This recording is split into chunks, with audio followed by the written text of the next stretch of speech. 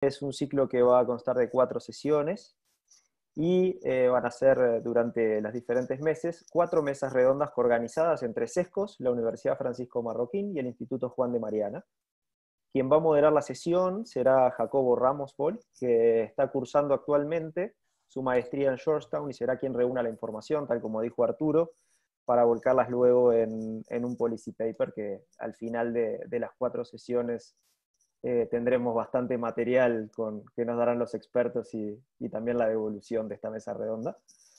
La realidad es que se abordarán los desafíos que enfrenta la universidad en el presente, pero también siendo conscientes que son desafíos que se enfrentan desde hace varios años. En un mundo que avanza con una rapidez quizás no antes vista, parece ponerse en jaque a varias instituciones y paradigmas del mundo que conocemos. La universidad es una de las más afectadas, pero me animo a afirmar que una de las más relevantes, porque en ella nace la actitud crítica que nos ha permitido cuestionar para crecer y el progreso de la humanidad en diversas áreas. La sociedad y la universidad han sido inseparables desde sus comienzos y una unión indivisible que se encuentra fuertemente vinculada al desarrollo del mundo actual, a la solución de problemas presentes y futuros y la capacidad de hacerle frentes a cuestiones sociales, económicas, científicas y culturales con la rigurosidad que se merece. En esta sesión de hoy abordaremos de la mano de 2 expertas, María Espirós y Laura Mascaró, la problemática que nos mantiene en desvelo en referencia a la transición online post-COVID y la crisis inesperada de la universidad. Crisis que no comenzó hace 2 meses con la pandemia, esa es la realidad, pero quizás se remonte a más de 20 años atrás, que sin embargo hoy emergen a la luz problemáticas que dejan a la vista los puntos más débiles y un traspaso forzado al mundo digital que parece ser insostenible, aunque también el desacople y el desfasaje de la velocidad en la que progresa la universidad y la velocidad con la que avanza el mundo. Dicho esto, voy a presentar a las expertas en educación María Espirós y Laura Mascaró, para luego dar paso a sus exposiciones.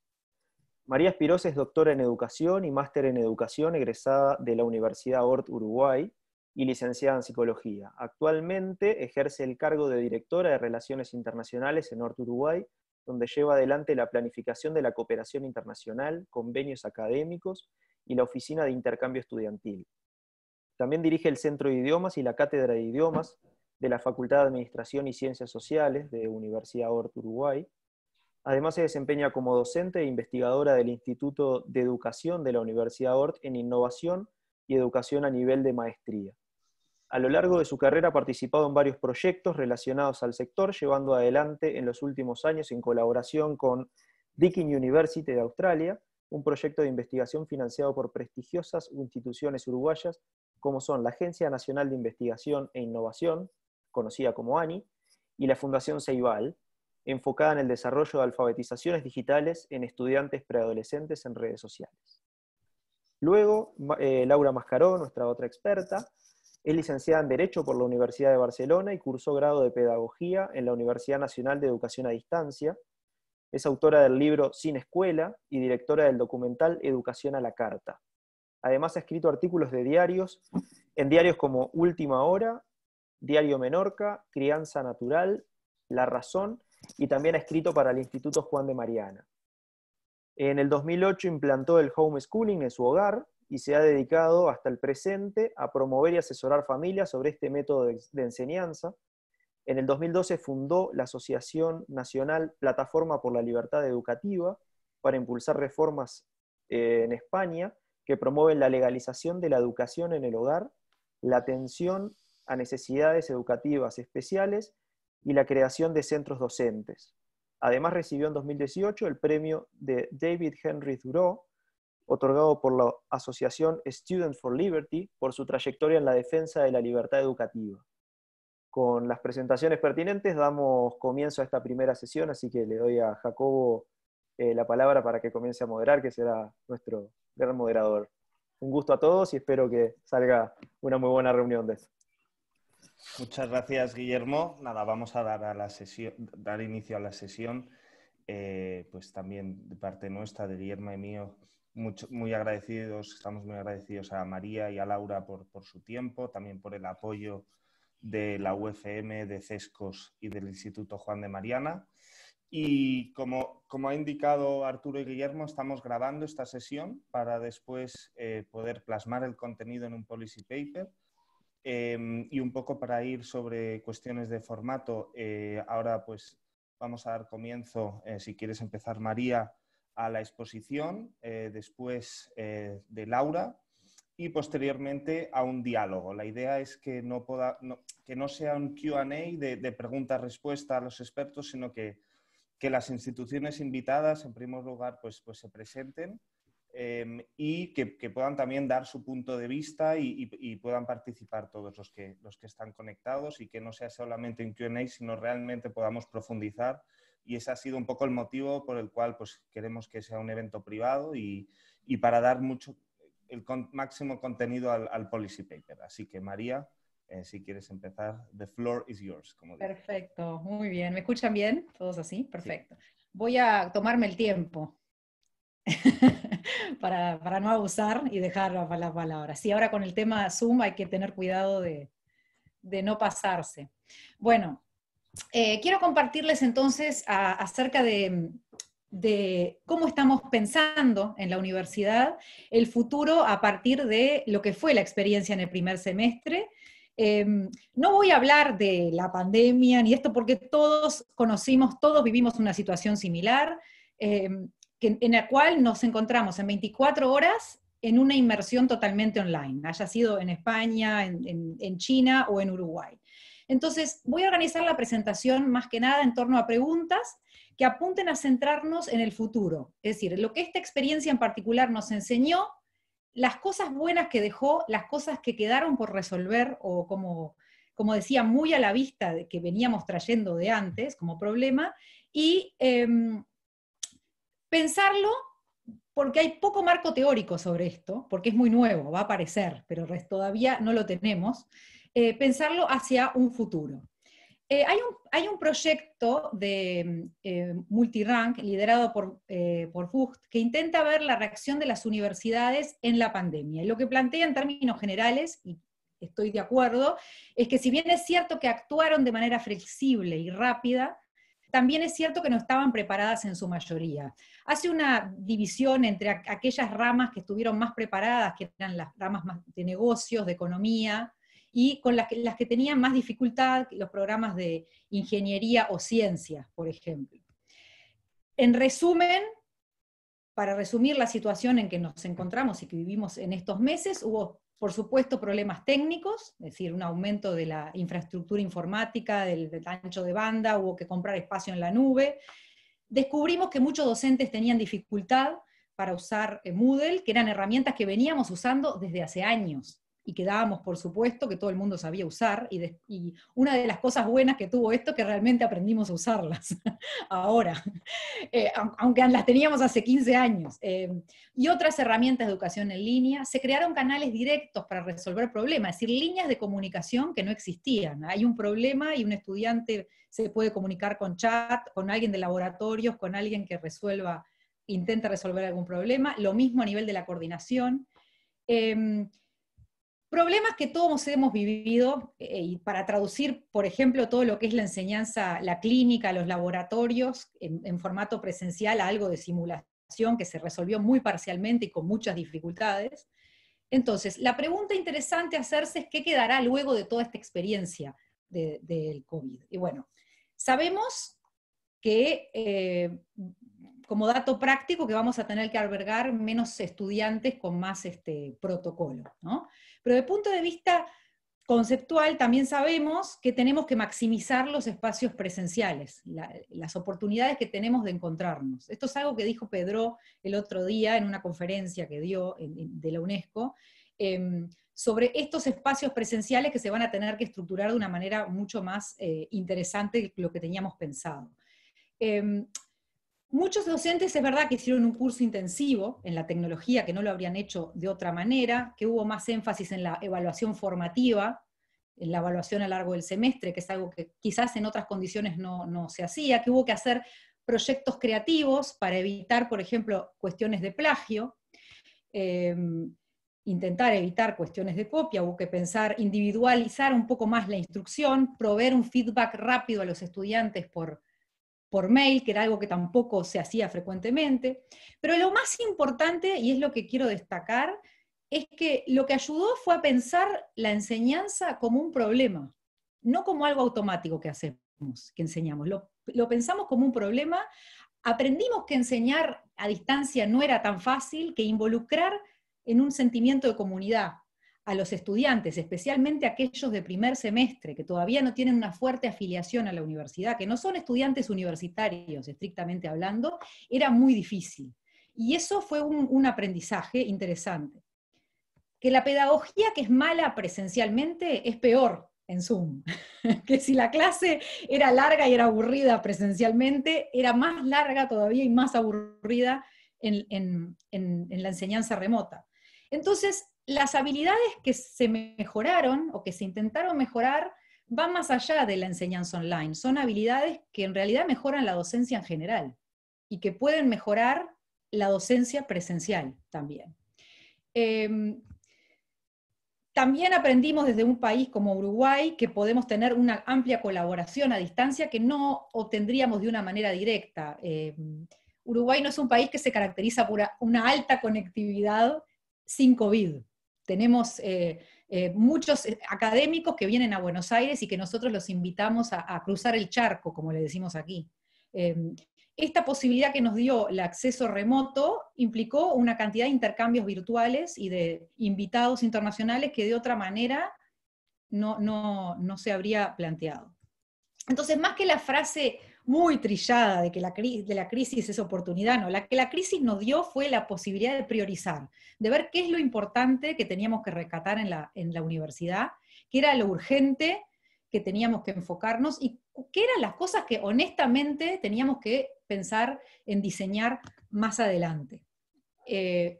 Cuestiones al resolver, no voy a ser original, creo que de lo único que hay literatura en este momento, ya muy escrito sobre el tema, es de la desigualdad en el acceso.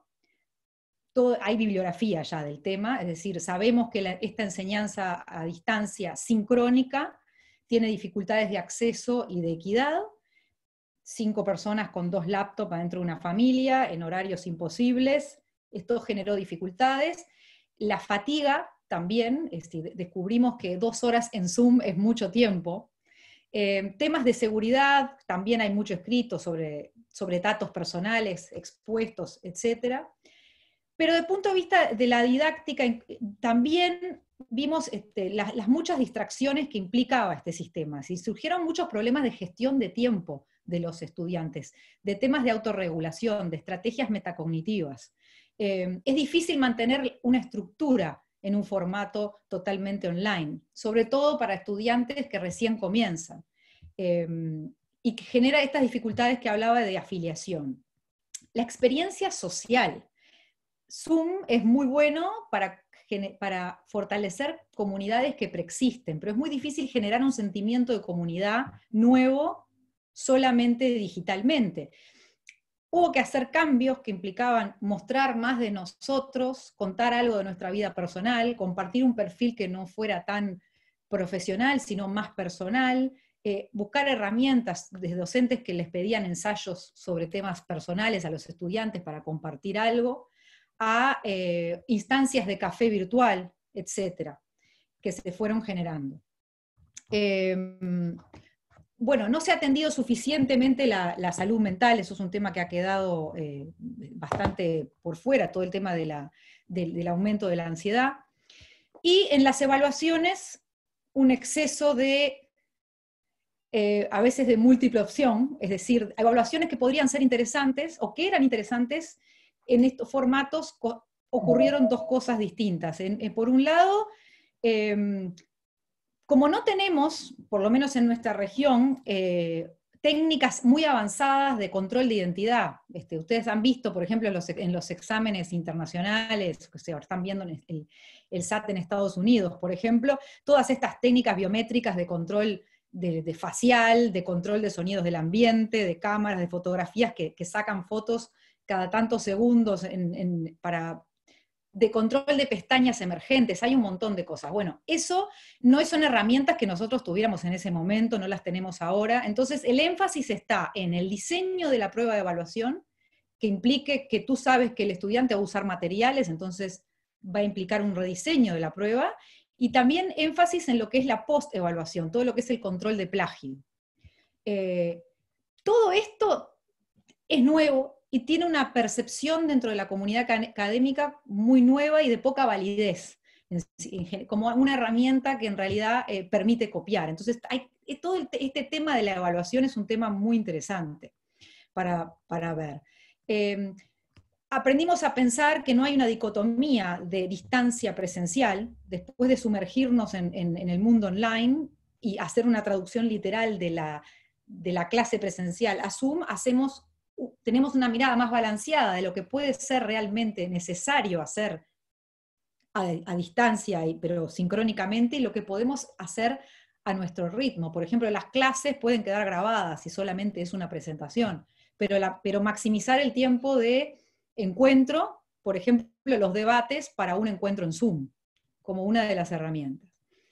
Este semestre de marzo fue adaptarse a una situación en circunstancias de estrés. Y esto es importante decirlo, porque cuando uno mide la satisfacción, si uno midiera la satisfacción de los docentes y los estudiantes, tampoco es lo mismo, tiene un gran sesgo, porque no es lo mismo un estudiante que se inscribe a una universidad sabiendo que es online, lo que va a tener, a un estudiante que terminó en eso porque no tuvo otra opción. Y lo mismo desde los docentes. No fue lo que firmamos. It's not what we signed for. Esto no era lo que estaba escrito en nuestro compromiso docente. Entonces es difícil juzgar la satisfacción desde ese lado. Hay que tener una perspectiva un poco más flexible. ¿Cómo pensamos la actitud y la comunicación de cara al segundo semestre? Yo no sé si leyeron una carta publicada por el Provost de Harvard, fue en abril, está en Twitter, que vale la pena leer. Les voy a dejar el link porque está buenísima. Está muy buena por la humildad.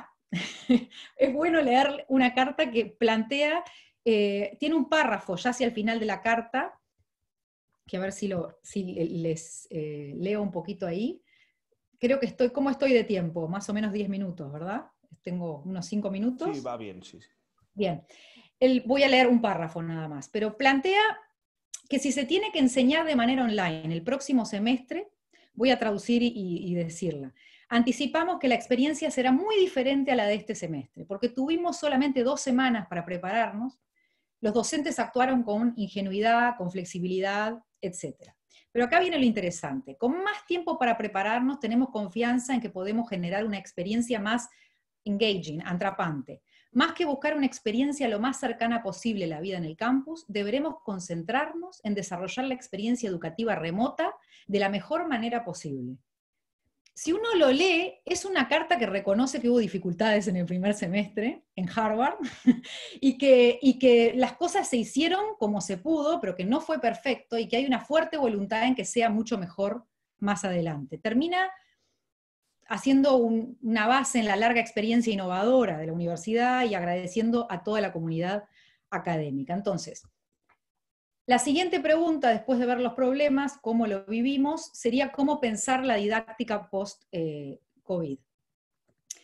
Bueno, la flexibilidad parece ser clave. Hay un documento del MIT, de Remote Teaching, de Rage, que está muy bueno, que lo que hace es resumir, a la forma de investigación, los principales consejos que dan las agencias de educación, y los consejos son muy simples, los resumen 3: cuidar la equidad y la inclusión en este tema fundamental como 1, cuidar que la comunicación sea transparente, tanto dentro de la comunidad como con los estudiantes. Esto no está pensado para educación superior, es para toda la educación, así que incluye familias,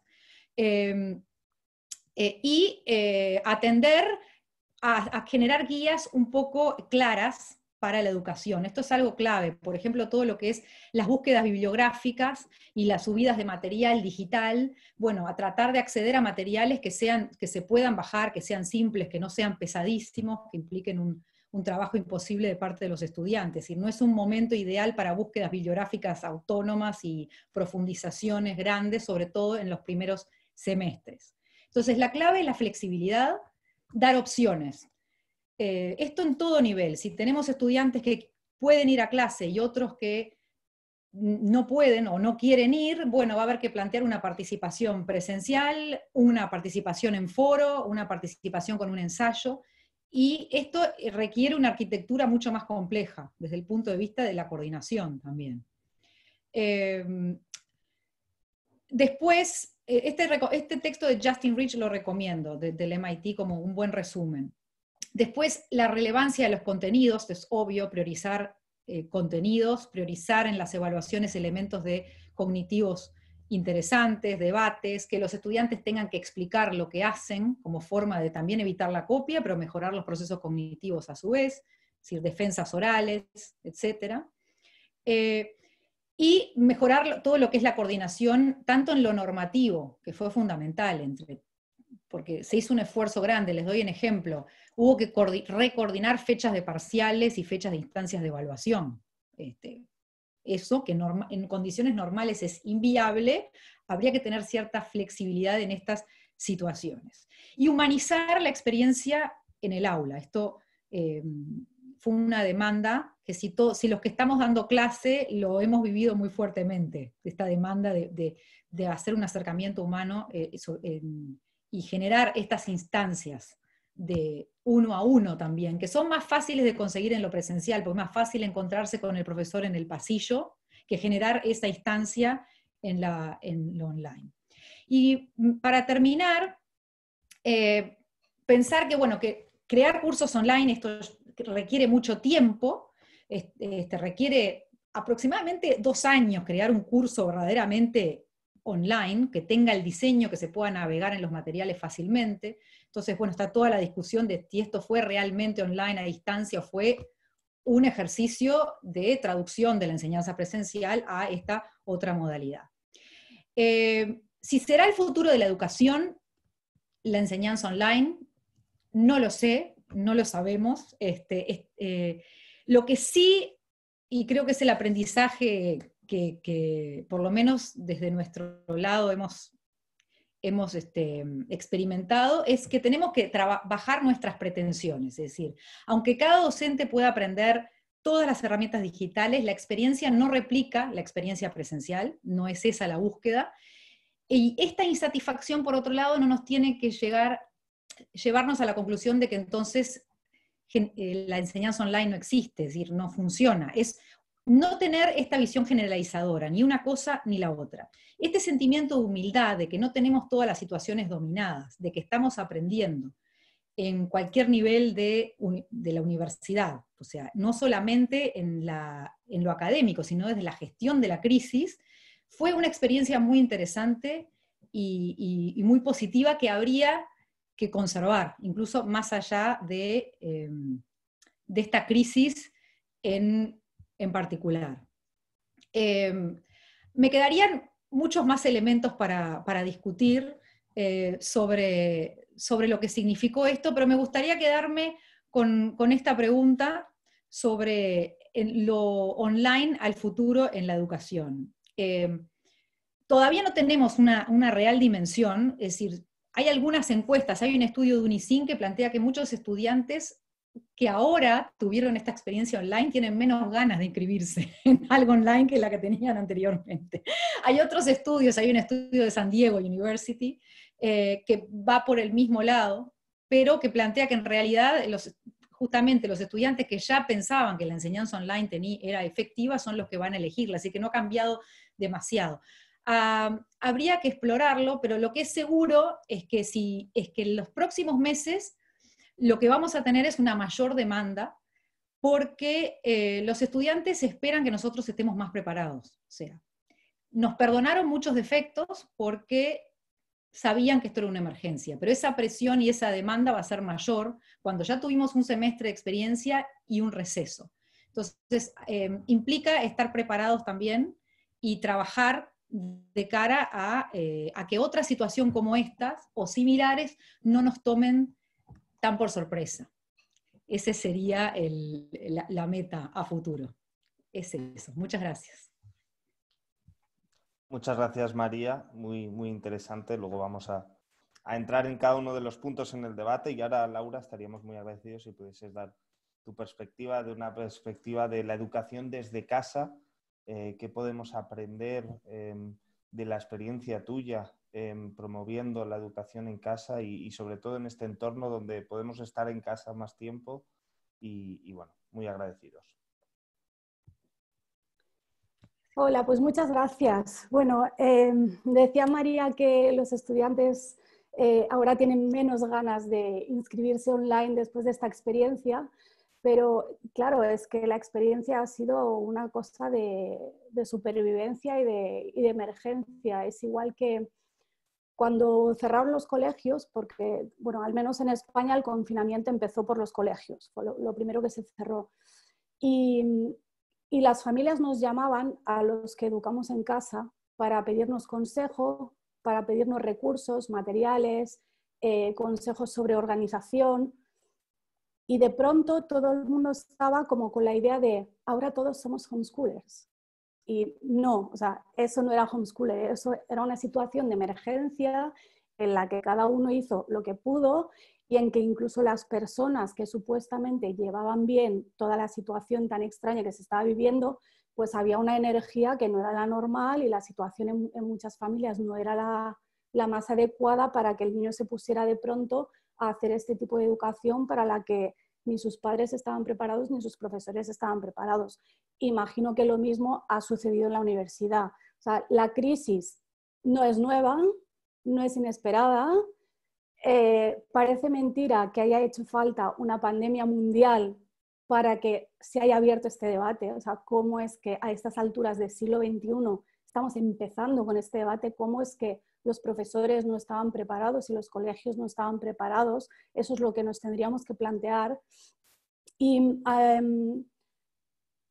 no es cuestión, es algo también que ha dicho María, no es cuestión de si va a ser online o va a ser presencial, es cuestión de qué vas a hacer y cómo lo vas a hacer.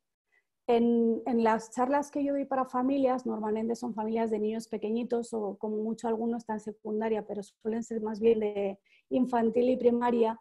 La pregunta estrella siempre es, ¿qué es la educación y para qué sirve la educación? Y es algo que la mayoría de los padres nunca se ha planteado, pero que peor aún, la mayoría de los profesores tampoco se han planteado. Tú le preguntas a un profesor qué es la educación y cuál es el objetivo y no te sabe dar una respuesta clara. Y si no sabemos eso, no tenemos nada y no hay debate posible. Y entonces, en el caso concreto de la educación superior, que sí tiene un objetivo quizá incluso más concreto que la educación infantil o de primaria, que es prepararte para la vida profesional, tampoco está consiguiendo eso. Yo, bueno, voy a decir una opinión muy impopular, yo estoy muy en contra, creo que ha hecho mucho daño la democratización de la universidad. Yo creo que no todo el mundo tiene que ir a la universidad. O sea, yo soy de una isla que tiene menos de 100.000 habitantes y es que la mitad son filólogos y no hay trabajo para tanto filólogo, es que no puede ser, y menos si encima luego es que quieres trabajar en tu pueblo, es que eso no puede ser. Entonces, pienso que hace mucho tiempo que los títulos universitarios se están devaluando y leí una vez el jefe de admisiones de la Universidad de Stanford explicó que ellos y muchas otras universidades de la Ivy League están valorando cada vez más el expediente extracurricular. Es decir, ¿qué ha hecho esa persona en su tiempo libre? ¿Qué ha hecho cuando ha podido elegir?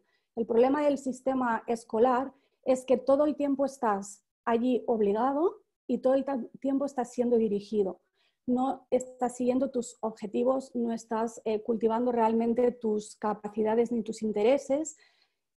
Y lo más grave es que la universidad, que ya en teoría sí es algo que uno elige, mucha gente tampoco la elige libremente, porque el sistema te educa desde pequeño para pensar que ese es el único camino posible, que después del cole viene el instituto y después viene la universidad. Entonces te encuentras con una universidad llena de gente que está allí porque era el siguiente paso que tocaba, porque es lo que te dice el sistema y porque es lo que te dicen tus padres, pero en realidad no saben por qué están allí y están para pasar al siguiente curso y no hay ningún tipo de vocación.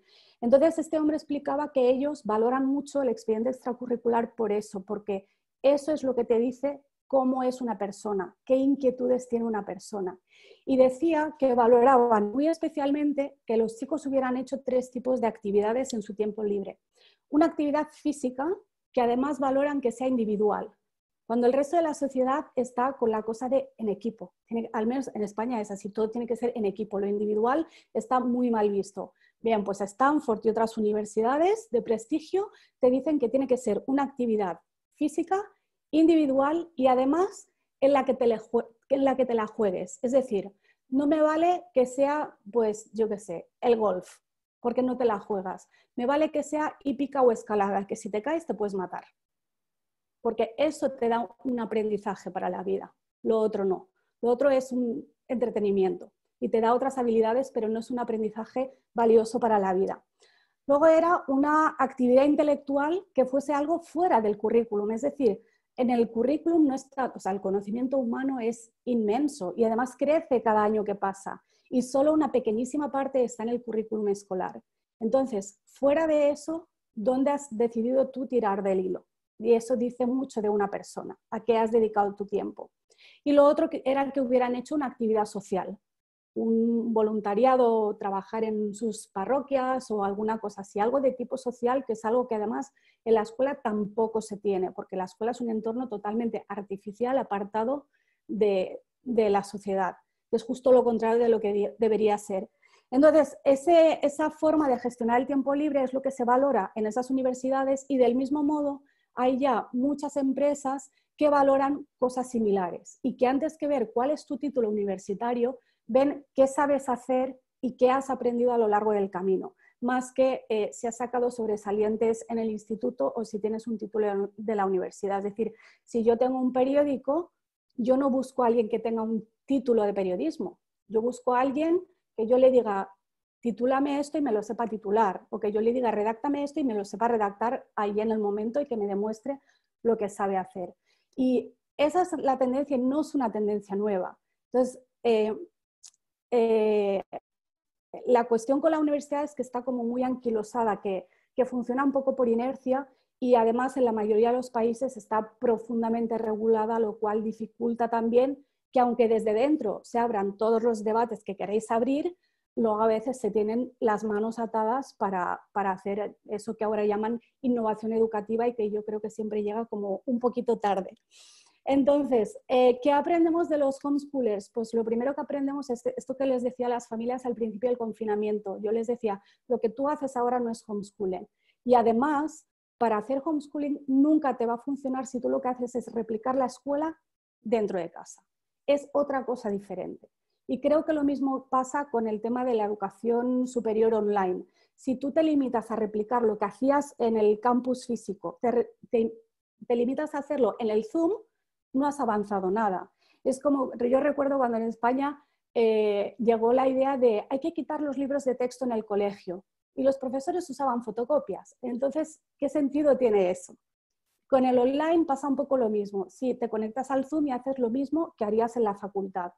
No, o sea, hay que intentar aprovechar un poco más todo lo que nos da la tecnología, que nos da muchísimas oportunidades y que ya se conocen. Y otra cosa que se puede aprender de los homeschoolers es que, retomando con lo que explicaba de la Universidad de Stanford, una cosa muy positiva que aprenden los homeschoolers es a gestionar su propio tiempo. Y te encuentras con chavales de 11 y 12 años que son perfectamente responsables porque han sido responsables de su tiempo desde que eran pequeñitos. En la universidad muchas veces te encuentras gente que, lo que decía antes, ha estado siempre dirigida y en cuanto tiene un poco de libertad no sabe qué hacer con ella. Porque la libertad se aprende practicándola de a poquitos y progresivamente. Entonces los homeschoolers sí tienen eso y suelen tener muy claro qué quieren hacer y qué no quieren hacer. Y por eso muchos de ellos rechazan la universidad, directamente no quieren ir a la universidad, no quieren perder 4 años de su vida porque sienten que es perder 4 años de su vida, sino que se enfocan en pensar a qué me quiero dedicar, qué quiero hacer con mi tiempo y entonces se forman por su cuenta, que a veces eso incluye cursos universitarios y se usa mucho Coursera y ese tipo de sitios, pero no quieren el título oficial, a menos que quieran ser médicos o abogados, que ya te obliga el sistema, rechazan eso. Muchos son muy creativos, muchos tienen espíritu emprendedor y la universidad sinceramente mata esto. Y algunos de los que sí deciden ir a la universidad van a la universidad a distancia precisamente para tener esa libertad de poder gestionar su propio tiempo, que es algo que María comentaba, que en esta crisis se ha visto que, bueno, sí, no estábamos preparados, pero además una de las dificultades ha sido la gestión del tiempo por parte de los estudiantes. Pero es que eso si no lo has practicado, de pronto tienes 20 años y de pronto tienes que practicarlo. Es como las finanzas, ¿no? Nunca has tenido tu propio dinero y de pronto con 20 años tienes un sueldo, te haces una hipoteca y te hundes en la miseria, porque obviamente no se puede empezar por ahí.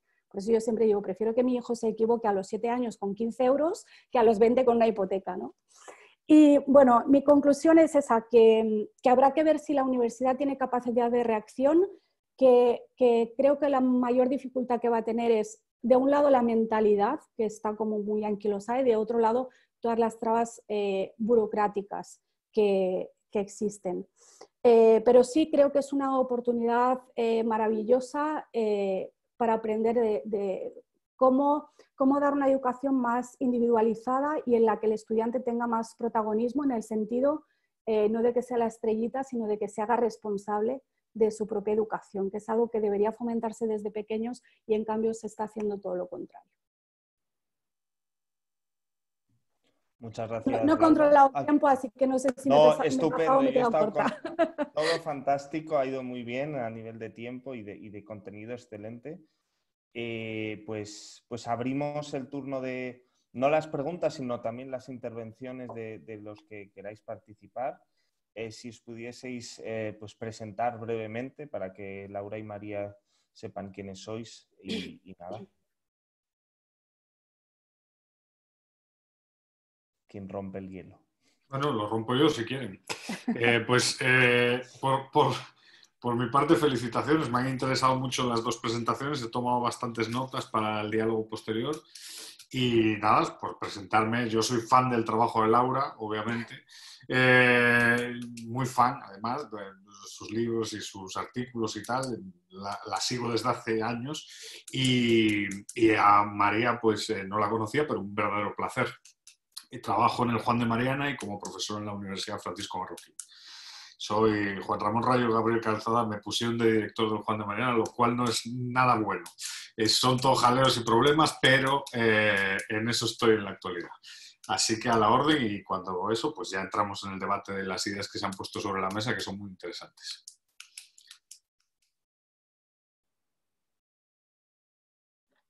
Ahora tiene que presentarse más gente, ¿no? No, Edu, la idea era que cada uno se presenta y luego dé un poco su punto de vista. O sea, antes vale. Bueno, yo sobre el tema de la educación, vamos a ver, esto es una cuestión que ya en la Universidad Francisco Marroquín discutimos en su momento debatiendo a Clayton Christensen, ¿no? En ese trabajo sobre la universidad disruptiva. Porque efectivamente la crisis de la universidad no viene de ahora, viene de antes, ¿no? Y en Estados Unidos es un tema que se lleva discutiendo por lo menos durante la última década. Por una cuestión de precios, por una cuestión de incorporación al mercado, por varios problemas que tiene la universidad, ¿no? Yo efectivamente creo que debemos de, por lo menos, reflexionar sobre una nueva universidad, ¿no? Hay otras filosofías que habrá que ir incluyendo. En la Marroquín creemos que es aprender haciendo, ¿no? No solo con una educación teórica, sino a través de colaboratorios e intentando innovar en el aula, ¿no? Claro, poniendo en práctica nuevas metodologías. Yo, por ejemplo, llevo ya más de 5 años utilizando el método socrático. Aulas pequeñas, 5 o 6 estudiantes. Hemos intentado probar con más estudiantes, la verdad es que funcionan. Yo creo que hasta 18 o 20 estudiantes se puede llevar un ritmo de participación en sesiones de 90 minutos muy bueno, y la verdad es que las evaluaciones que dan, la retroalimentación que suelen dar los estudiantes en relación a las clases que disfrutan del método socrático son muy positivas, ¿no? Es un poco escapar del formato tradicional de clase magistral, pero a mí me gusta. Y luego los colaboratorios, yo creo que es un elemento central y una marca de la casa en la UFM que ha aumentado también mucho la satisfacción de los estudiantes, ¿no? Ponerlos a resolver problemas y que por lo menos el 40% del valor de la materia esté orientado a eso, ¿no? Y el futuro de la universidad, honestamente, a lo mejor yo tengo una perspectiva muy clásica y muy admiradora del modelo británico, pero yo creo que va a ir por ahí, va a ir por fomentar la responsabilidad individual en el estudiante, o sea, y el fomentar la responsabilidad individual implica menos clase y más trabajo por su cuenta o en equipo, y la capacidad para diseccionar problemas en interacción con el profesor, y que el profesor por momentos deje de ser profesor, sencillamente se convierta en una especie de facilitador para que el ritmo en el aula tenga, bueno, para que adquiera fluidez en la cuestión en el aula, ¿no? Entonces, en ese sentido, el modelo tradicional, yo tengo varios amigos, por ejemplo, ahora mismo hay un ex estudiante mío guatemalteco que está en Oxford. Ese modelo para mí es un modelo genial. 4, una semana, escribe un artículo, discuto un artículo, yo como profesor tuyo te facilito bibliografía, pero el trabajo es tuyo, la responsabilidad es tuya, y vienes aquí con 2, 3, 4 personas a discutir para ver si podemos mejorar tu trabajo, para ver si entre todos y a través de una discusión académica podemos potenciar tu trabajo. Yo creo que esa es la mejor manera en cuanto al fortalecimiento de lo que es la educación en clave teórica, revisión de literatura, todo este tipo de cuestiones.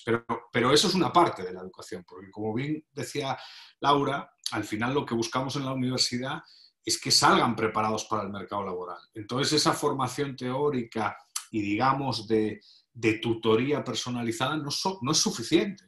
Y ahí es donde las herramientas como el colaboratorio, que yo creo que Arturo puede explicarnos mucho más en ese sentido, el colaboratorio es una especie de ágora para resolver problemas, que se asemeja un poco a la toma de decisiones que existe pues, en un think tank cuando tenemos que resolver un problema, o en una empresa cuando tenemos que resolver un problema, o en nuestro caso, pues a lo mejor en una oficina, digo en nuestro caso porque yo me dedico a ciencia política, pues a lo mejor en una oficina de un organismo internacional o cosas así, ¿no? Entonces, la idea es intentar aprender a través de la puesta en práctica, ¿no? Que muchas veces, pues por lo menos la Universidad Española, y creo que varios de los que estamos en la sala pues hemos sufrido esa universidad porque realmente era un sufrimiento, era pues exámenes al final de cada semestre, las clases, si ibas, si no ibas tampoco importaba porque era una clase magistral en la que no había diálogo, no había la capacidad para retar al profesor,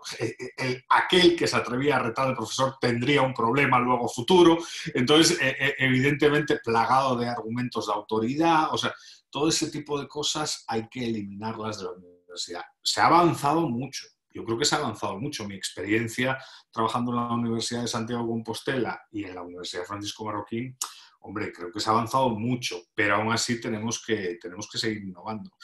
Y esta crisis nos va a empujar, casi con total seguridad, a un modelo, pues un poco lo que está haciendo el plan de la Universidad de Cambridge. O sea, las clases masivas, llevarlas al mundo en línea, porque no tiene sentido tener una clase magistral y pregrabada, por lo menos, y no tiene sentido llevarlas ahí.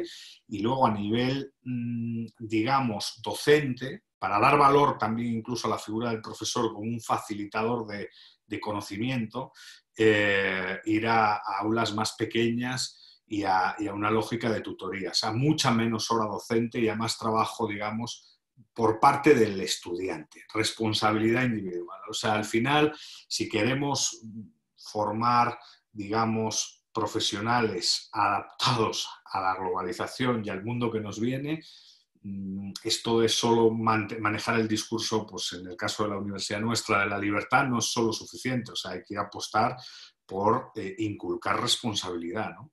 Y la responsabilidad se inculca asumiendo retos. Y esos retos, pues tenemos que ser capaces de gestionar la oferta de retos a lo largo del proceso de educación superior del estudiante. Y ese creo que es el gran desafío que como instituciones de educación superior tenemos. Cómo generar retos para que el estudiante, motu propio, con fuerte responsabilidad individual, vaya construyendo su propio camino, porque al final de eso es libertad con responsabilidad. La universidad tiene que promover la capacidad del individuo para construir su propio camino. Si no, nos convertimos en una institución inútil. Muchas gracias, Eduardo.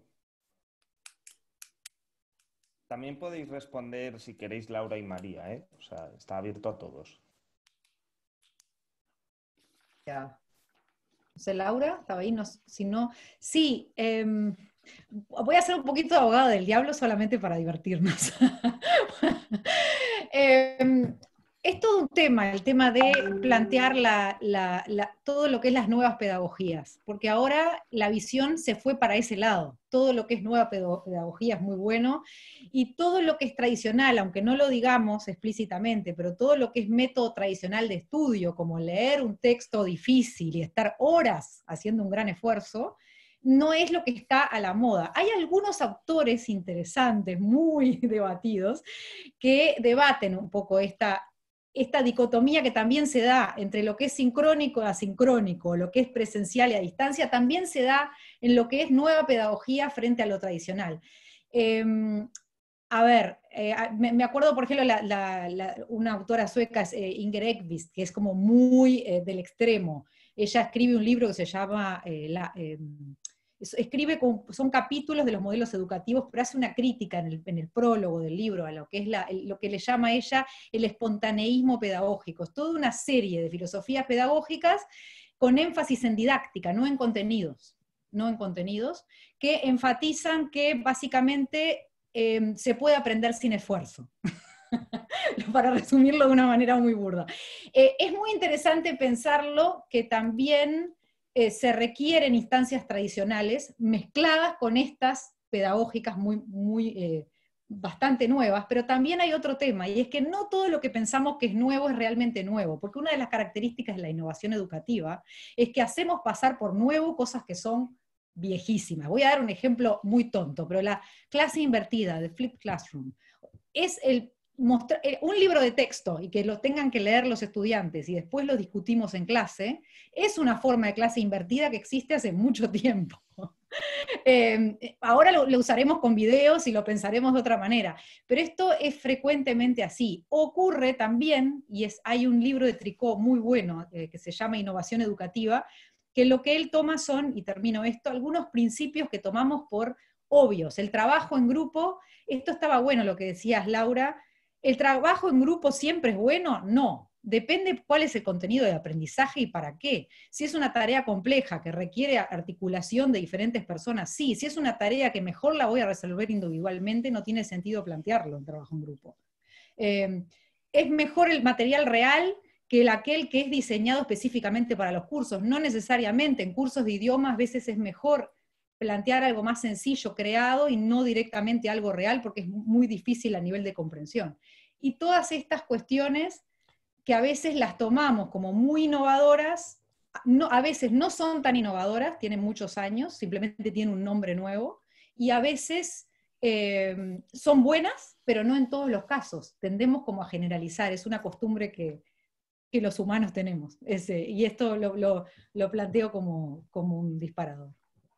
Bien. Perdona, dos cosas, María. Sí. Aquí lo más innovador en España ahora es María Montessori, que tiene 150 años. Exacto. Y es lo último, es lo nuevo. Sí. Y luego Inger Ekvist, me alegra que la cites porque sale en mi documental, estuve 3 horas hablando con ella y Bien. fui muy criticada por haberla entrevistado porque como mis hijos no van a la escuela y además no hacemos escuela en casa, hacemos unschooling, que es todo sin estructura, digamos, o casi. Entonces ya la gente como que te ponen un paquete, ¿no? Y tienes que cumplir toda una serie de requisitos. Y yo cuando la gente se ha enterado de que mis hijos han hecho dictados, a mí me han llamado de todo. Cuando yo he entrevistado a Inger Ekvist, a mí me han llamado de todo, porque yo soy la de unschooling, yo no puedo defender eso. Y de Inger, lo que yo más valoré es que, habiendo muchas cosas en las que yo no estoy de acuerdo, todo su sistema tiene coherencia. Y por eso yo he empezado mi presentación diciendo, nos tenemos que preguntar qué es la educación y para qué es. Y cuando tienes eso claro, entonces puedes crear un sistema coherente. Y eso es lo que ahora no existe. Y nunca nos vamos a poner de acuerdo. Si no hay libertad educativa, si no hay libertad de creación de centros docentes, el debate nunca se va a poder dar, porque si yo considero que lo más importante es la transmisión de conocimientos, pero tú valoras más la educación emocional y el otro valora más que se preparen para un trabajo, entonces estamos buscando cosas diferentes. No podemos usar el mismo sistema, que eso es lo que falta también. Creo que alguien quería hablar, Andrés.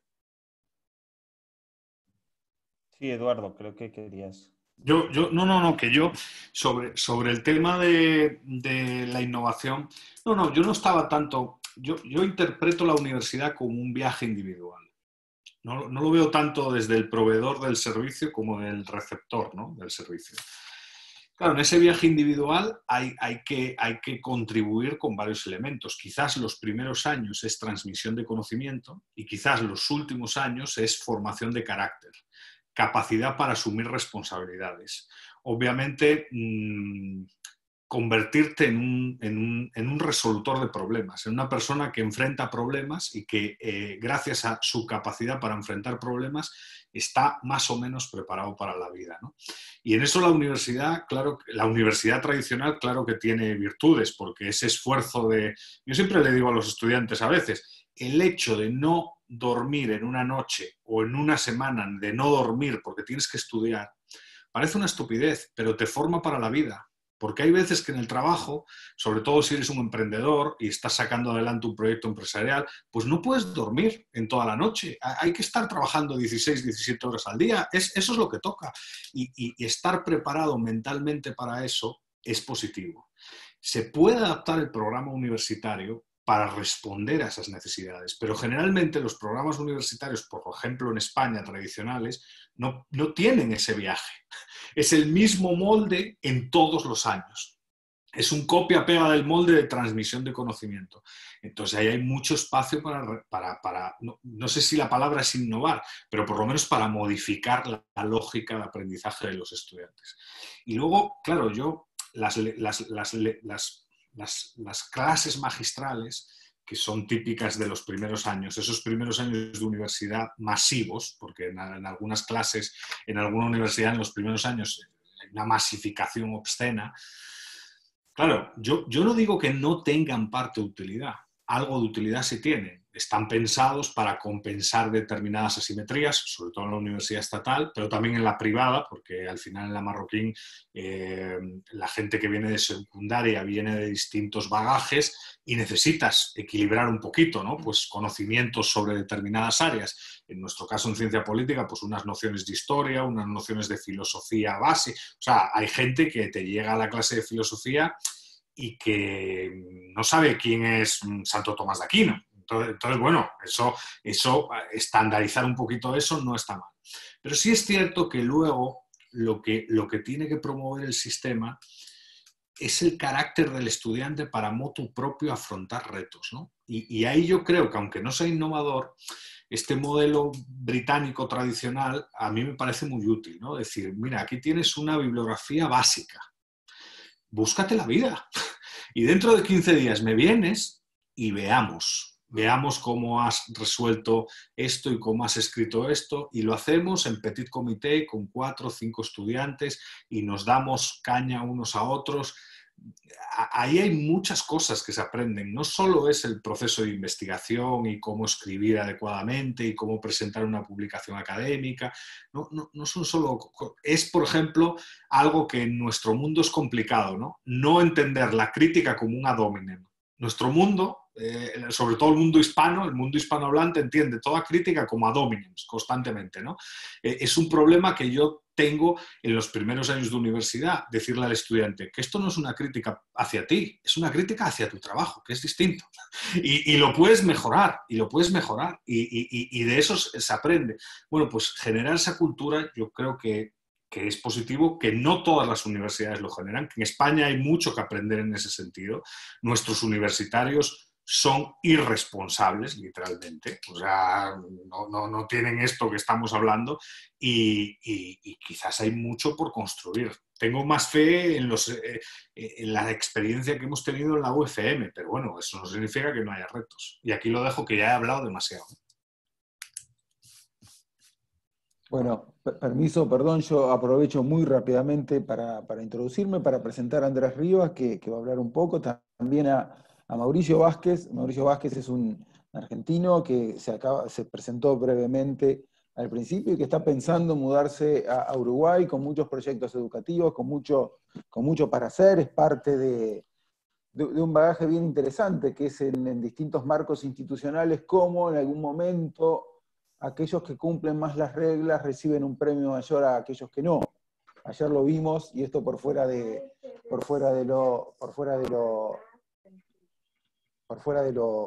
educativo, algo por fuera de lo educativo, en la tasa de interés que pagó un bono uruguayo, 2 puntos y pico, contra Infinito, que paga un bono argentino porque simplemente no puede participar en el mercado. Así que esa es parte de un proceso educativo, ¿no? La migración como parte de un proceso educativo. Así que bienvenido, Mauricio, a Uruguay para aprovechar tu talento en un espacio institucional que, si bien no es el mundo total de la libertad, sí es un mundo donde se puede ir camino a eso. Mi punto era, en relación a esta discusión que estamos teniendo antes de pasarle la palabra a Andrés y a Mauricio, cómo este ámbito de discusión que ustedes han planteado, que tú has planteado, Eduardo, se da de cabeza con la tragedia que acontece en las universidades americanas hoy, ¿no? Resumida en esta cuestión tan terrible no sé si inexplicable, pero tan frustrante que es la identity politics, ¿no? El ámbito de la no discusión.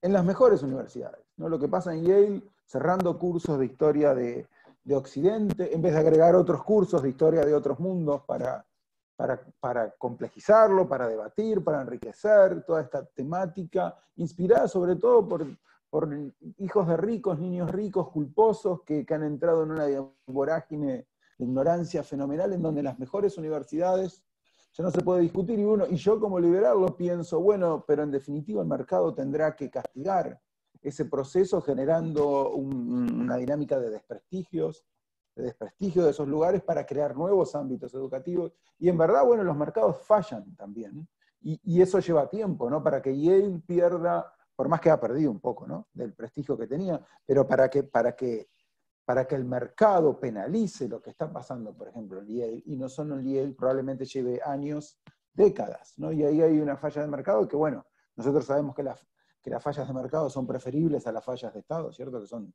siempre mucho peores, pero en definitiva hay un punto allí de ausencia de discusión que hace que ese ámbito tan fuerte, tan rico, tan dinámico, que sigue siendo en la educación de Occidente como las mejores universidades americanas, tengan un desafío probablemente inédito, a lo mejor no el más importante de su historia, pero que es sumamente complejo y es uno de los desafíos de nuestro tiempo. Así que bueno, yo en verdad estoy aquí de invitado para escuchar, sé muy poco de educación y es un gran gusto escuchar a María, a Laura y a todos ustedes, así que Andrés, si tú tienes para hablar, y después Mauricio, será un gran gusto, obviamente Ángelo y Guillermo y Arturo, obviamente también un gusto escucharlos. Pues yo, ¿se les parece? Bueno, un gusto estar con ustedes hoy. Muy interesante, María y Laura, sus presentaciones.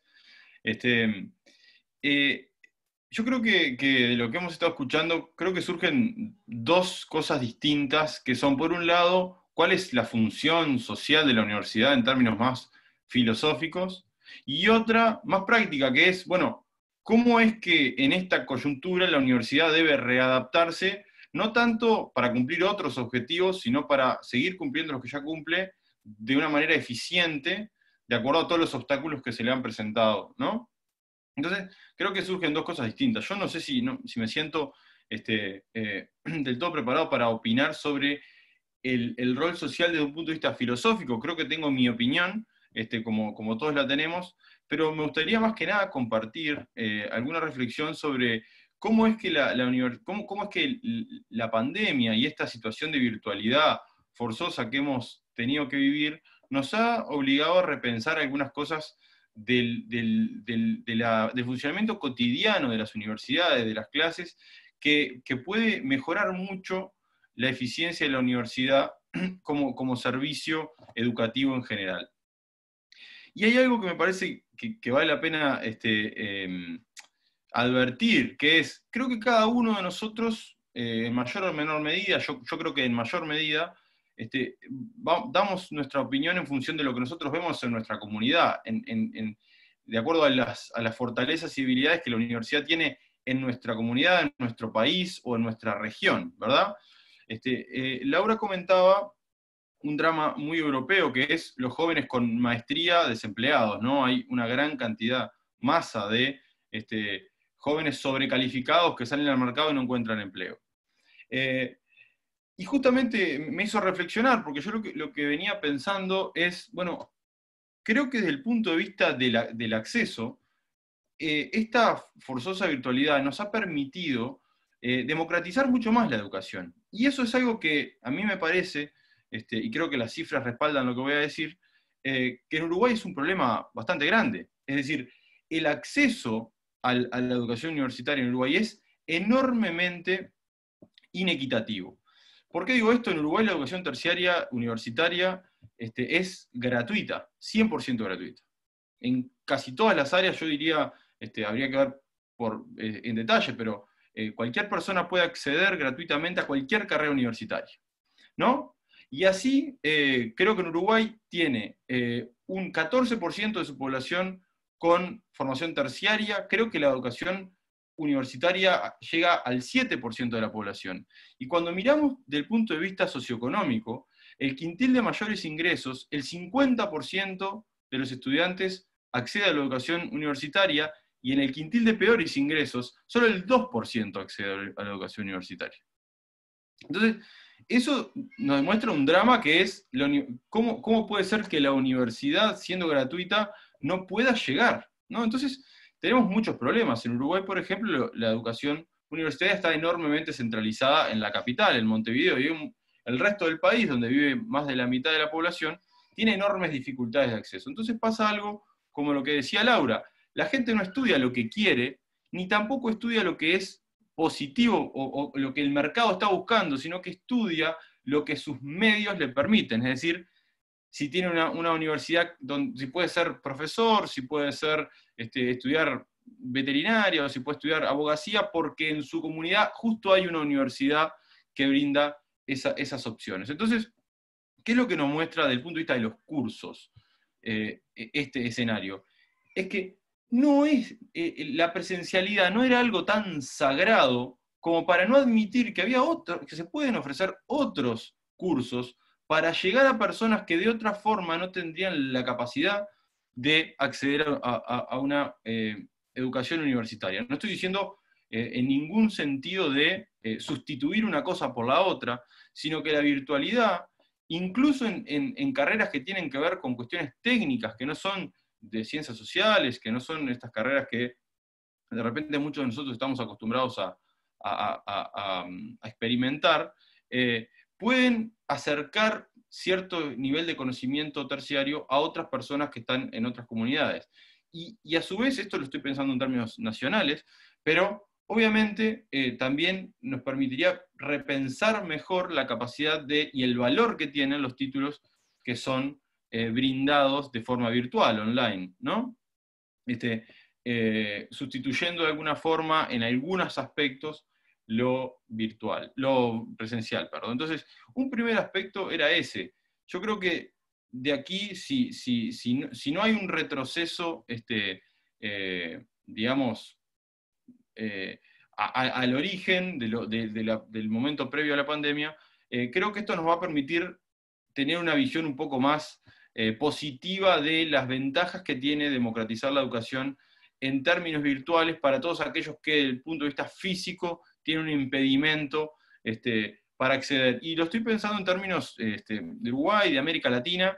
Obviamente todo esto también implica repensar una política pública de conectividad, ¿no? En Uruguay esto funciona muy bien porque hay fibra óptica en casi todo el país, y el Estado ha centralizado todo ese desarrollo de infraestructura, que es 100% estatal. Pero obviamente hay otras, en América Latina hay muchos países que tienen enormes dificultades geográficas de acceso y de otro tipo, y también de conectividad, que impiden ambas cosas, ¿no? Tanto lo presencial como lo virtual. Pero bueno, creo que yo venía con la idea de que las universidades creo que son instituciones muy conservadoras, por buenos motivos y por otros no tan buenos, y que esto puede dar un sacudón y hacer repensar aquellas cosas que quizás no sea tan necesario conservar de manera pura. Es decir, la presencialidad puede admitir, puede convivir con otros formatos, otros tipos de contacto y de transmisión del conocimiento. Y le voy a decir dos cosas más que me parecen importantes. Creo que conversando con colegas, una de las cosas más interesantes que hemos visto es cómo esta situación nos ha obligado a ser creativos, sobre todo desde el punto de vista de las evaluaciones, ¿no?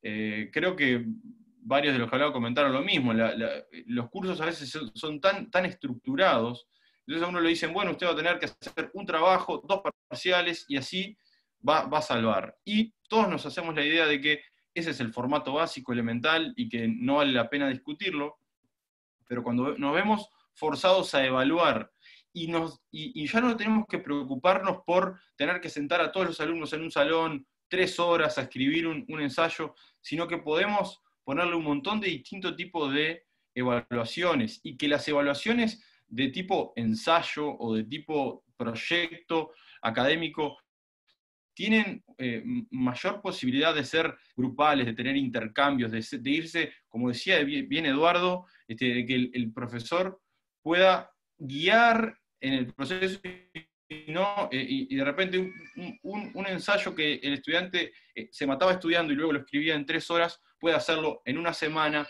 con mejor acceso a materiales, y que el profesor tenga más tiempo para hacer las correcciones desde el punto de vista, y que se transforme en una evaluación formativa, no meramente evaluativa. Entonces yo creo que una de las cosas que he podido ver, y siempre les digo desde una perspectiva subjetiva, ¿no? Porque no me atrevería a hablar en términos generales, es que hay una creatividad, hay una necesidad de buscar nuevas estrategias, y que hay una mayor evaluación formativa a lo largo de los cursos, lo cual es siempre muy bueno para el estudiante, y reconozco que a veces es un poco más pesado para los docentes, que nos obliga a trabajar más, básicamente.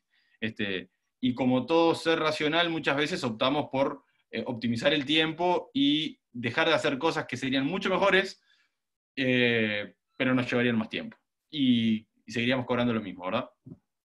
Bien, y lo último, simplemente, para no dejar de comentarlo, porque no creo que vaya a volver a intervenir, es que esta situación de pandemia también nos ha obligado a los docentes a mirar lo esencial, y lo esencial al final terminan siendo los aprendizajes. Entonces, nosotros queremos que los estudiantes aprendan determinadas cosas o adquieran determinados conocimientos, y nos damos cuenta que podemos lograrlo de la misma forma que lo logramos de la forma presencial, es decir, sacamos lo esencial del curso y empezamos a encontrar estrategias paralelas que incluso a veces nos permiten en un grupo de 20 o 30 estudiantes segmentar. Hay gente que necesita otras cosas, interpretar mejor cómo es que podemos lograr el mismo nivel de aprendizaje por mecanismos distintos con un grupo de estudiantes que es obviamente heterogéneo y diverso, y que a veces estamos acostumbrados a tratarlos como un bloque, ¿no? Lo que de alguna forma no nos permite individualizar, y creo que cuando la educación, y esto es el cierre de mi reflexión, cuando podemos individualizar la educación, e individualizar los procesos de cada estudiante, e irlos controlando, creo que tenemos siempre resultados mucho mejores, porque los estudiantes siempre terminan dando una evolución mucho mejor, desde el punto de vista de cómo evalúan la materia, o sea, su propio proceso, y además, creo que hay veces que los procesos de aprendizaje son traumáticos para los estudiantes de manera innecesaria, es decir, sometidos a estrés por algunos motivos que realmente no son necesarios. Bueno, con eso cierro mi intervención. Muchas gracias. Gracias, Andrés. Quería decir unas cositas antes de darle la palabra a Mauricio, y algunas consultas que quería reflexionar respecto a lo que dijiste tú, Andrés, y a lo que dijo Eduardo. Obviamente que en base a lo que habló tanto Laura como María, que fueron espectaculares las exposiciones, Eduardo hablaba de los retos, de la capacidad de reto de los estudiantes, sobre todo en etapas más más llegadas al final de la carrera, ¿no? Entonces, me hace pensar y reflexionar también si la universidad no está muy separada, lo digo desde mi punto de vista, que no es nada con un background tan importante como el que tienen María y Laura, pero si no se está separando demasiado de la actividad económica empresarial. Es decir, el reto no puede ser la integración de la empresa a la universidad en los años más tardes, tampoco para para generar personas que estén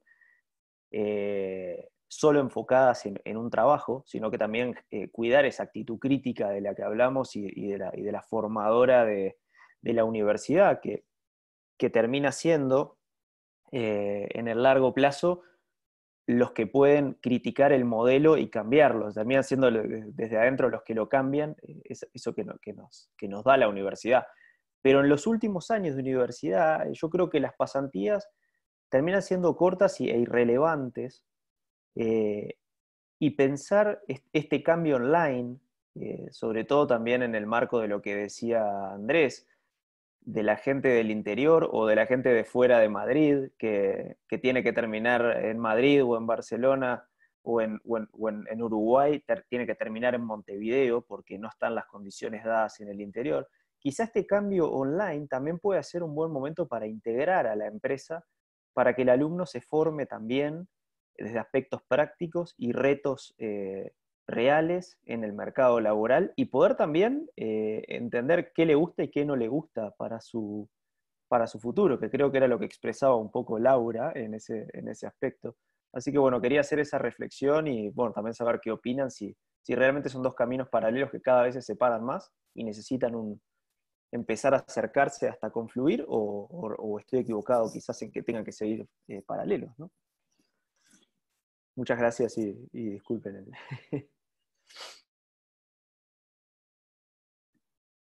Ahí está. A mí me gustaría entrar un poco al trapo, a lo que planteaba Guillermo. ¿Y por qué? Porque yo hasta noviembre yo no estaba en la universidad. Yo vengo del mundo de la empresa. Yo he sido durante 20 años consultor y se me abrió esta oportunidad. Entonces soy un absoluto outsider en este mundo. Y yo personalmente cuando contrataba a alguien, o sea, no miraba el currículum, me daba igual. O sea, incluso me he planteado algunas veces coger gente que no tuviera carrera, que al final no lo hacías casi por miedo. Pero yo estaba buscando una serie de cosas que muchas veces no encontraba y casi buscaba tablas rasas, alguien simplemente con buena predisposición porque sabía que lo iba a tener que formar yo. Simplemente íbamos a empezar desde cero, iba a tener una formación. Pero al final, bueno, pues vas encontrando pues, capacidad de trabajo, capacidad de sacrificio, capacidad de opinar, de defender tus argumentos, etc. Y lo interesante es que la situación en la que estamos viviendo ahora mismo, yo creo que es muy positiva en ese sentido.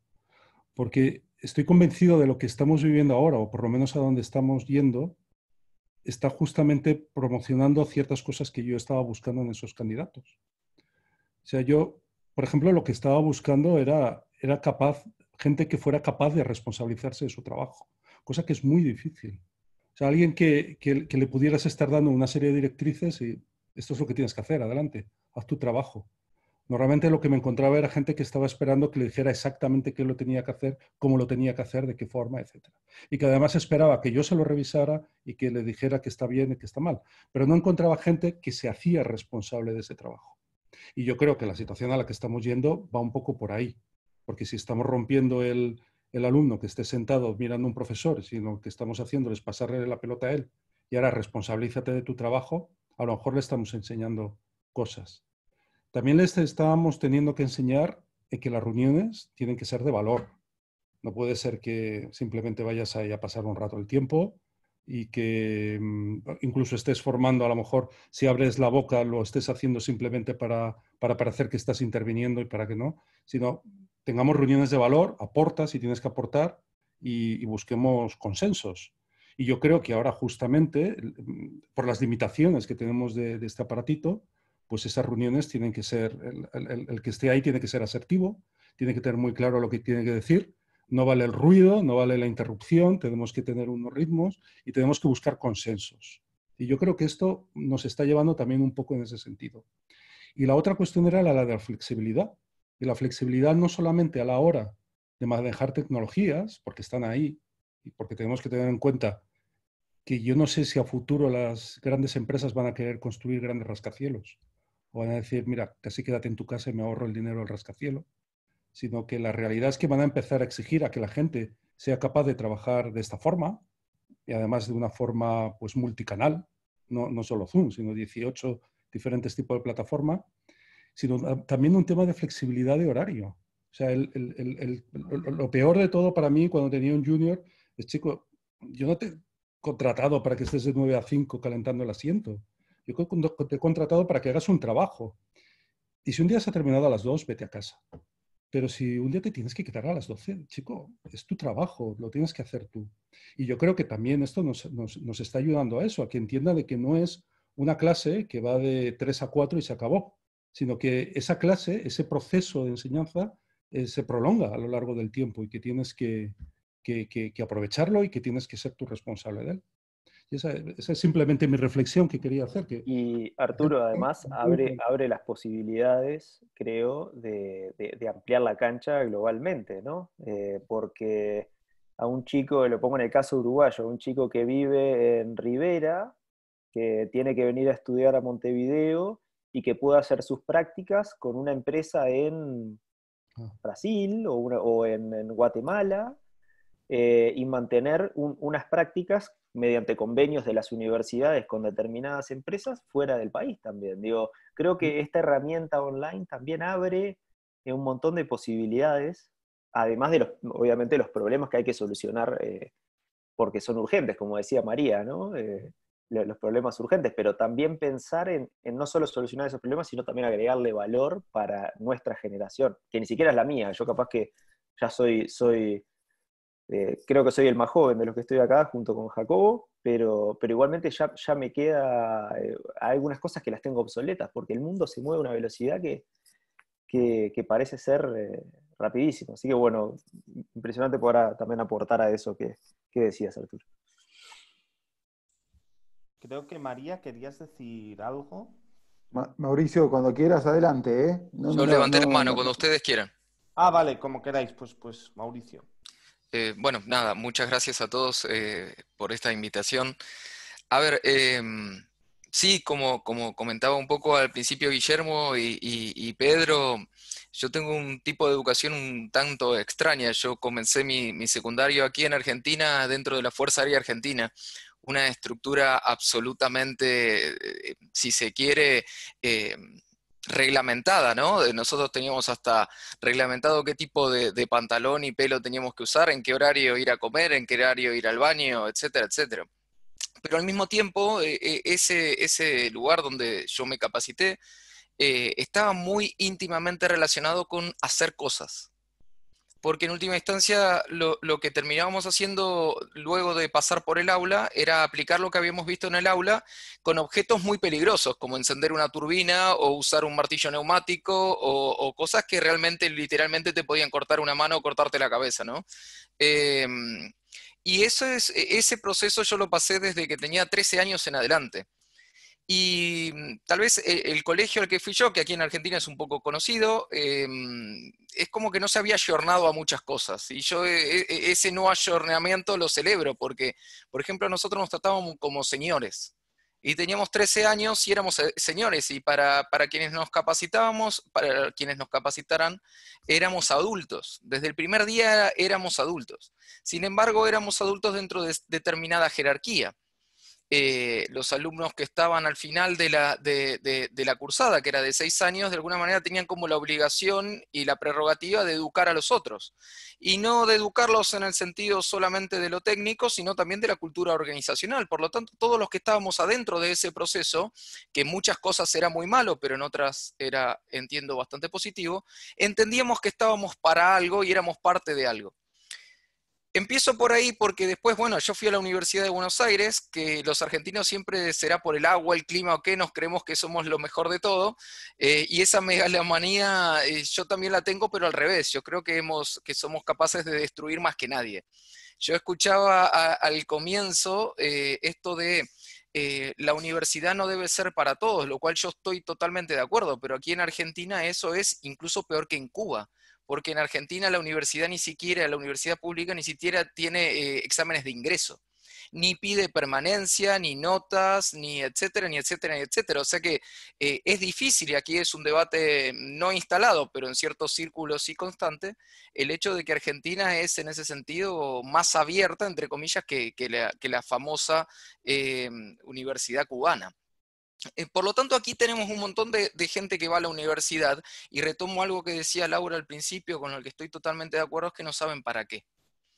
Y durante este periodo de la pandemia, eso se me hizo un poco como más chocante, y yo saqué 2 notas en periódicos de aquí de Argentina que en mi universidad a algunos le gustaron y a otros no.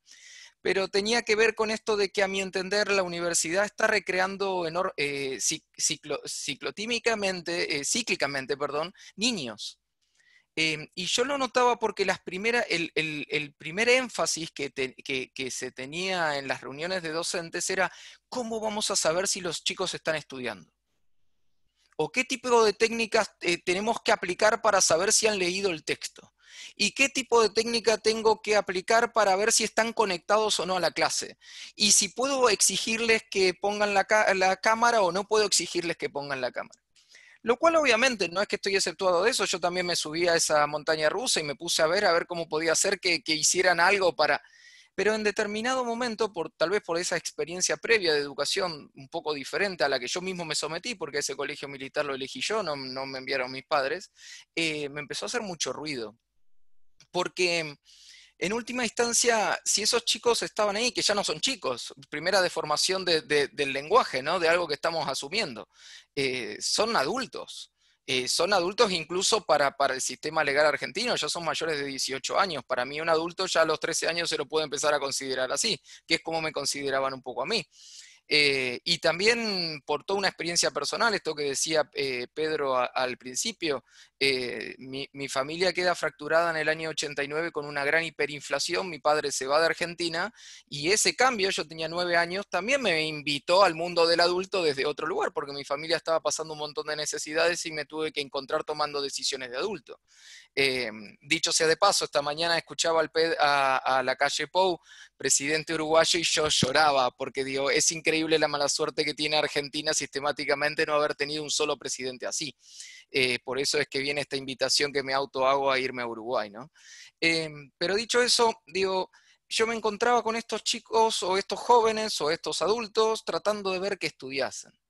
Entonces, lo que escribí en esa nota es: ¿qué tipo de sociedad estamos construyendo en la cual una persona paga, porque encima yo trabajo por una universidad que es bastante cara aquí en Argentina, a veces paga incluso de su bolsillo, no solo se lo pagan sus padres, para que yo esté controlando si aprende o no?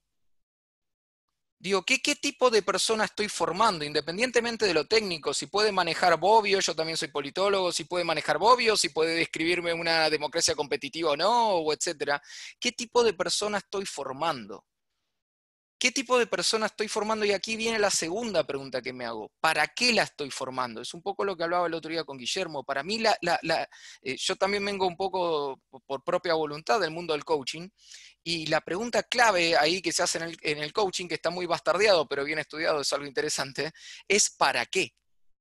¿Para qué haces algo? Entonces, a mí ahí es de donde me surge, y también por este paso por esta universidad en particular, que nació pensada, la que les contaba hace un ratito, de Almirante Brown, que es una localidad de aquí de Buenos Aires, nació pensada para el mundo industrial, y lo que empecé a ver, y también por recorrer muchas aulas de lo que es la escuela media en Argentina y de la escuela primaria en Argentina, es que esto que señalaba Guillermo hace un ratito, esta división entre el mundo del empleo y del desarrollo profesional, no lo hablemos de empleo, porque en última instancia empleo a veces remite a asalariados y no a emprendedores, pero de un modo y el otro uno, estoy convencido, puede ser hasta un asalariado emprendedor, buscando soluciones en su ambiente laboral, más allá de tener garantizado a fin de mes cierta renta. El mundo de la educación crea sistemáticamente personas dependientes que no saben para qué están ahí. Y eso llega a lo ridículo, incluso en una universidad como esta que les digo, que es la Universidad Argentina de la Empresa, donde las matrículas son altas, la persona está invirtiendo un dinero que tal vez podría dedicar a viajar o a otra cosa para tener un título que no sabe para qué lo tiene. Y estoy convencido de eso no por presuposición a priori, sino porque se los he preguntado. Yo hago esa pregunta desde el primer día que me han invitado a dar clases ahí. ¿Para qué vienen aquí? Y algo que tuve que implementar también, y tomo de la charla que decían hace un ratito, digo, hay dos cosas del mundo medieval que yo recuperaría, que tal vez son antiguas, pero son muy interesantes. Primero, las universidades en el mundo, en ese mundo medieval, de alguna manera, eran un reducto de librepensadores. Era el lugar para ir a pensar. Era el lugar donde el rey tal vez no te cortaba la cabeza por decir alguna herejía. La universidad ya no es así, a tal punto que cuando yo hago esta pregunta al comienzo de la cursada y les pregunto para qué vienen aquí, les digo, jóvenes o alumnos, ya cerré la puerta, hablen libremente. Y se los dibujo en el pizarrón, es uno de los 3 acuerdos que yo hago al comienzo de dar clase. Uno de los acuerdos es cuando cerramos la puerta, con respeto y argumento, pueden decir lo que quieran. Siempre y cuando respeten al otro y estén argumentando, digan lo que quieran. Entonces, cuando les pregunto para qué vienen aquí, les digo, es válido decirme porque me manda mi papá. A mí me sirve como feedback, voy a saber qué hacer con esa clase. Y lo segundo que recuperaría de ese mundo medieval, que se ve incluso en series televisivas, porque ahora el mundo medieval está muy de moda, es que la búsqueda de conocimiento era muy áspera e implicaba una entrega personal. La búsqueda del maestro como aprendiz era una cosa fuerte y que pesaba y que te signaba para todo el resto de la vida. Sin embargo, hoy en día, con esto de la democratización de la educación y que todo esté al acceso y etcétera, ya no se valora. Entonces, a mí lo que más me preocupa de fondo, como para ir cerrando todo lo que estuve pensando, y lo voy a ejemplificar con lo siguiente. Yo hoy estoy con ustedes porque en el afán de tener una mejor vida, con mi esposa nos hemos sentado a planificar un distinto futuro y empezamos en ese contexto de descubrimiento que implica una cierta actitud, un ethos particular con respecto a la vida, a buscar soluciones. Y buscando esas soluciones le escribí a un amigo, y mi amigo me conectó con Pedro, y a su vez a Pedro le manifesté algo, y Pedro me invitó a hablar con Guillermo, y Guillermo me invitó a esta charla, y de esta charla me llevo, por ejemplo, lo que decía María y lo que decía Laura, que dicho sea de paso es una preocupación personal que tengo, Laura, porque después de haber conocido a los docentes, algo que hemos decidido con mi esposa es jamás mandar a los chicos a la escuela el día que tengamos chicos, porque terminaría mal esa experiencia conmigo. Entonces empezamos a investigar sobre homeschooling. Digo, esa actitud de búsqueda, de tratar de abrirse el camino, yo no la veo presente en los estudiantes. Y les cierro con la última anécdota. Yo soy docente de metodología de la investigación en ciencias sociales en UADE y tutoreo tesis. Y sistemáticamente este cuatrimestre fue muy duro, porque contestaba cosas como las que decía Eduardo. El trabajo es tuyo. Es tuyo. E incluso cuando le corregíamos algo con mi ayudante porque estaba mal formulada la hipótesis o porque no había correspondencia entre dependiente e independiente, se enojaban. A lo cual yo le respondía, a diferencia de mi ayudante, que se ponía mal y decía, mirá, si considerás que eso está bien, presentalo así, a lo sumo desaprobarás. Pero el trabajo es tuyo, porque la idea es poder empoderar a partir del error y no desempoderar a partir de darle la solución, o incluso estar abogando porque haga bien las cosas el alumno. Digo, es mucho lo que hay que cambiar. Y dicho sea de paso, en estas posturas no estoy muy acompañado por mis compañeros docentes. Quiere decir que el problema no está solo en los alumnos, lejos está de estar en los alumnos. Eso es un poco lo que puedo compartir y muchas gracias. Muchas gracias, Mauricio. Ay, perdón, las Laura, víctimas. Sí. No, quería contestarle solo eso, que los alumnos aquí son las víctimas, que estoy totalmente de acuerdo con lo que has comentado. Y no te quiero desanimar, pero en Uruguay no se puede educar en casa. Oh.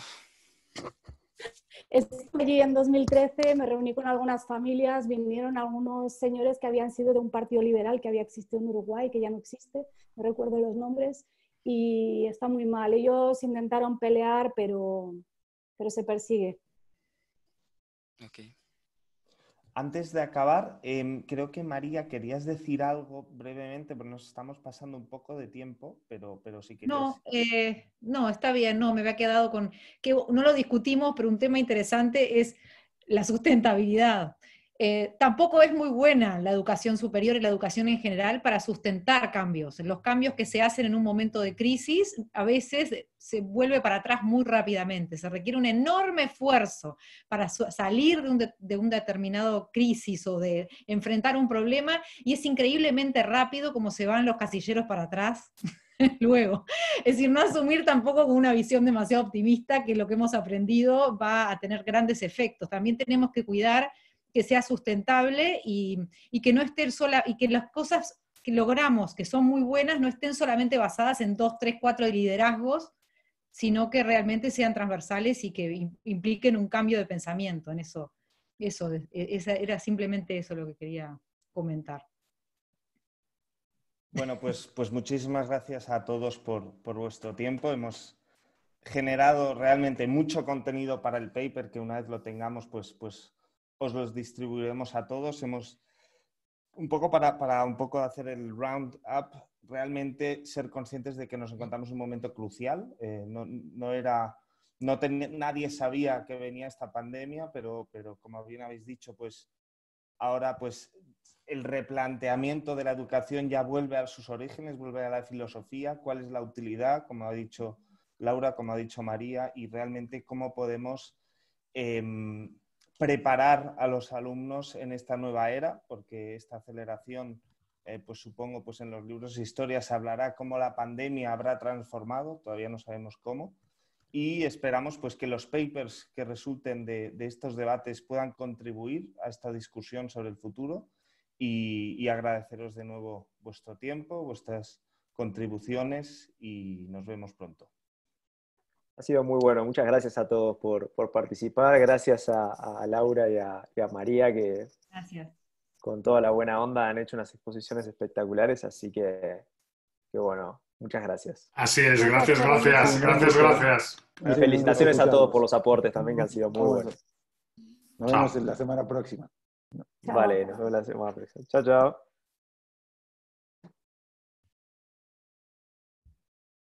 Al final me he quedado.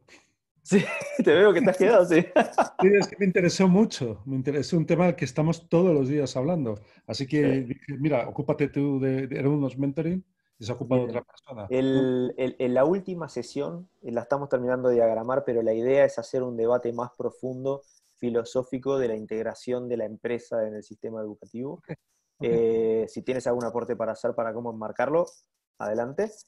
Pero va a ser el 16 de julio, o sea que recién ahora, mañana vamos a ponernos a cerrar la del jueves que viene, que va a ser sobre el problema de internacionalización en las universidades de Latinoamérica con Europa, y la elección de los estudiantes norte-norte de Estados Unidos-Europa. Después te lo paso bien, pero va a ser algo así. Y la siguiente es la digitalización, el aporte de la digitalización en la educación. Y la última es la que quiero hacer con la empresa, como para que sea la última y la que sea más potente. Que ahí sí ya tienes pensado a alguien que mira, le interese. Hay una persona, mira, es que además yo creo que encaja. Este es un tipo que viene del mundo de Deloitte, Ernst & Young, etc. Se montó ha trabajado en Disneyland, es de recursos humanos, organización. Se montó su propia consultora, él además es medianamente liberal conservador. Estuvo ayudando a montar, conoce bastante gente del PP, estuvo ayudando a montar Vox, etc. Espera, que te voy a conseguir el contacto de este hombre. Y es un tipo bastante, pues, piensa las cosas muy... De esos que tienen una visión más... Luis Fernando, más allá de lo que tenemos la mayoría de las personas, ¿no? A ver, espera un segundo, a ver si te lo encuentro. Aquí. Fernando Rodríguez. Correcto. Ok. Yo, de hecho, lo estoy utilizando ahora para unos mentoring. Te lo paso. ¿Tienes aquí el chat? Ah, sí, ya está. Sí, se está sumando Jacobo también, así. Ahí lo tienes. Bien, Luis Fernando Rodríguez. Rodrigo, se llama así. Yo creo que si le quieres contactar tú directamente a través nuestro, lo que fuera, porque seguro, si le encaja, seguro que se apunta. Luego, tema digital, quien puede aportar muchísimo es la directora de UFM Labs, Ah, bien.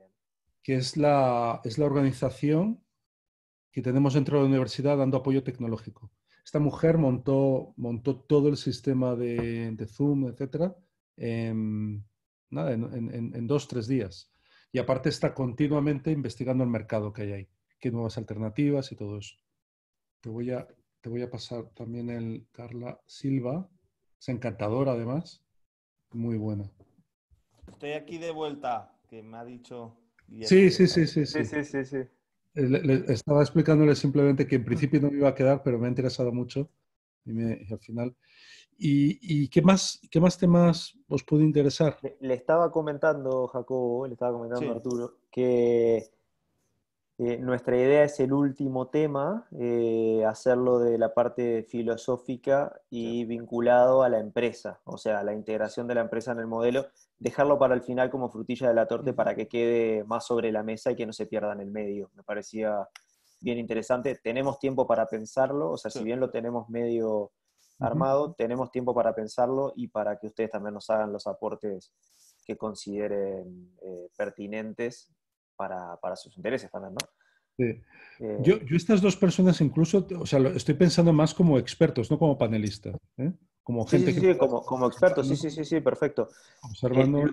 Luis Fernando Rodríguez es una persona que acaba de mandar el mail a Arturo, muy interesante. Vale. Lo tienes ahí en el chat. Tienes ahí en el chat, Jacobo. No me aparece porque bueno, los envío de vuelta. Porque te lo mandé a ti porque no estabas tú en ese momento, claro. No, nada. Vale. Bien, pero los envío ahí de vuelta. Perfecto. Y ahí quedan los dos. Creo que Luis Fernando es como anillo al dedo para la de la cuarta sesión, por lo que me describía Arturo, así que... Sí, porque él es muy filosófico, él es de pensar las cosas, de reflexionarlas mucho, de ir al fondo de la cuestión. No va a ser un puro, duro corporativista, etcétera, sino es de que le ha dado vueltas. Para que os hagáis una idea, este es un ingeniero de caminos que decidió saltar al mundo de recursos humanos y entonces aplica modelos ingenieriles de resistencia de metales para considerar los perfiles de las personas. O sea, es muy... Es muy curioso, vale la pena tocarlo. Y luego, si queréis, por la parte de la universidad, yo puedo contar mi experiencia como parte de UFM de lo que ha sido digital, pero que de verdad sabe es Carla Silva, desde parte de universidad. Perfecto. Mañana yo me voy a juntar con Jacobo y lo que vamos a hacer es poner todo esto sobre la mesa, ver las cosas que salieron bien y las que se pueden mejorar para la sesión que viene. Y supongo que en el correr del fin de semana le estamos enviando un mail nuevamente con todo el detalle de la segunda sesión y los aportes que haya los vamos haciendo. Así que, si les parece... A mí me falta confirmar a Gonzalo Melián para la semana que viene. Gonzalo. Vale. Sí. Yo sé que no tiene clase conmigo porque tiene clase a las 9. Te voy a pasar su teléfono. Vale. Yo tengo que dejarlo porque tengo clase ahora y cuarto, pero sigan ustedes con eso. Coordinamos luego por WhatsApp. Sí, perfecto. Ha salido muy bien. Felicitaciones, Jacobo. No, a ti, sobre todo a todos. Vale. Yo te voy a pasar por WhatsApp ahora, ¿cómo? Vale. Cuando